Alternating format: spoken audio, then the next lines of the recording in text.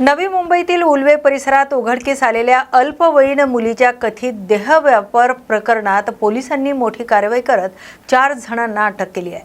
अटक करण्यात आलेल्यांमध्ये पेण येथील शिवसेना शिंदे गटाचे स्वीकृत नगरसेवक उपेंद्र कोलाडकर आणि भाजपचे माजी नगरसेवक कुणाल नाईक यांचा समावेश आहे। तर 17 जून रोजी रेल्वे पोलिसांनी एका लॉजवर छापा टाकून 14 आणि 17 वर्षीय 2 अल्पवयीन सख्या बहिणींची सुटका केली होती।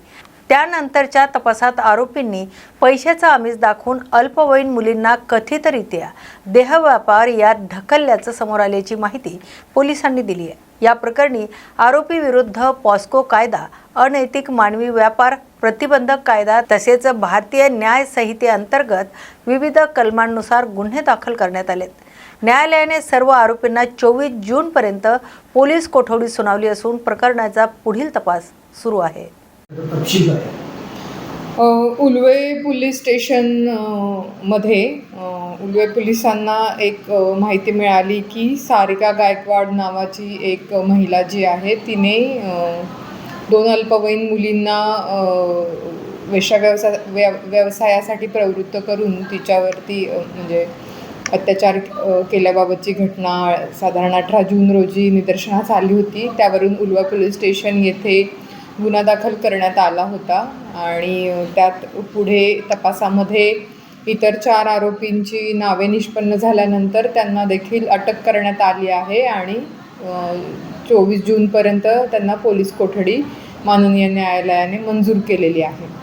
आरोपी कोण आहेत म्हणजे नावे काय? यामध्ये जी महिला स्पा मालक आहे तिचं सारिका गायकवाड असं नाव आहे आणि इतर 4 आरोपी जे आहेत ते प्रमोद पाटील, उपेंद्र कोलाडकर, अच्युत पाटील आणि कुणाल नाईक अशी आरोपींची नावे आहेत। या संदर्भामध्ये पुढे काय कारवाई म्हणजे अशा प्रकारचे अनधिकृत स्पाच्या नावावर अशा प्रकारचे अनधिकृत काम चालतात?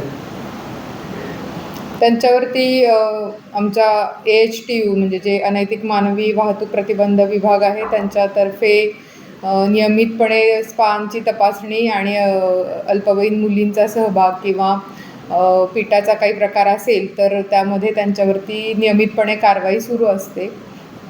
नागरिकांना देखील अशा प्रकारचा कुठे अवैध धंद्याचा प्रकार चालू असेल तर ते सुद्धा आमच्या हेल्पलाईनवरती संपर्क करू शकतात। या ज्या अल्पवयीन मुली सापडलेल्या आहेत त्या कोण आहेत, कुठले आहेत? त्यांचे डिटेल्स आम्ही शेअर नाही करू शकतो।